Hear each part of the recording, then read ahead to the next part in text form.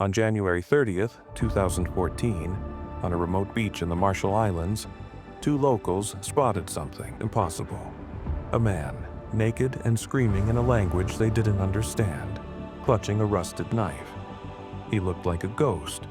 His hair was matted like a bird's nest. His skin leathered by the sun, his ankles swollen to the size of logs.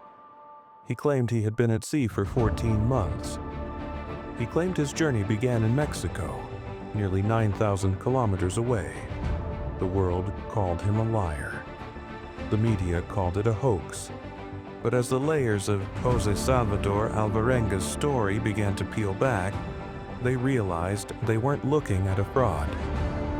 They were looking at the greatest survival feat in human history.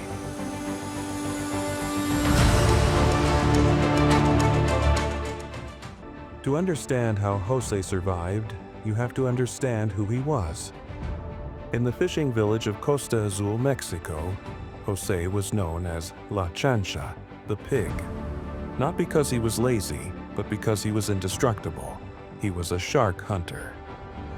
November 17, 2012. A massive storm was brewing. Jose's regular partner backed out, sensing death in the wind. Instead, he recruited a 22-year-old rookie named Ezequiel Cordoba. They packed gasoline, water, and 2,000 pounds of ice. But they had no GPS, no flares. As they pushed off the shore, the sun was setting. It was the last time Jose would touch a solid ground for 438 days. 80 miles out, the storm hit. 10-foot waves turned their small boat into a pinball. To stay afloat, they had to throw their entire catch, $1,000 worth of shark, into the sea. Then, the unthinkable. The engine coughed, a sputter, a puff of black smoke, and then, silence. For the first few days, they were close enough to see the mountains of Mexico. They screamed until their lungs bled. At one point, a rescue plane flew directly over them. They waved their shirts, weeping with joy, thinking they were saved. The plane kept flying. In a 25-foot white boat against a white-capped ocean, they were invisible. The current grabbed them, and like a conveyor belt, it began to pull them west, into the deep. How do you survive when the water around you is poison? Jose became a predator of the deep. He would lean over the side, grab sea turtles by their flippers with his bare hands, and haul them aboard. He didn't just eat the meat, he drank the blood for hydration. When a seabird landed on the boat, he would sit perfectly still for hours, until he could snap its neck in a single motion.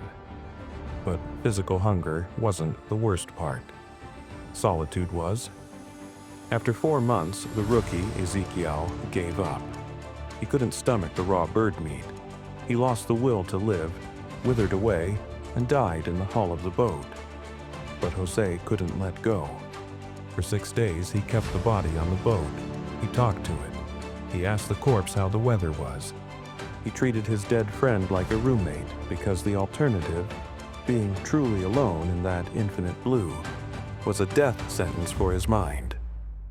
Finally, realizing he was slipping into insanity, he pushed the body into the abyss.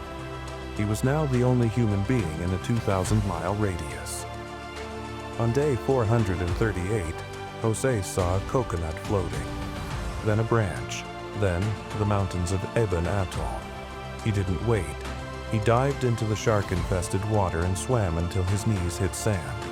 He had traveled 6,700 miles. When he returned to civilization, he was sued, interrogated, and called a cannibal. But the truth was simpler and more terrifying. Jose Salvador Alvarenga didn't survive because he was lucky. He survived because he refused to be erased. The next time you look at the ocean, remember, it's not just water, it's a wilderness. And somewhere out there, the blue desert is still waiting for its next victim.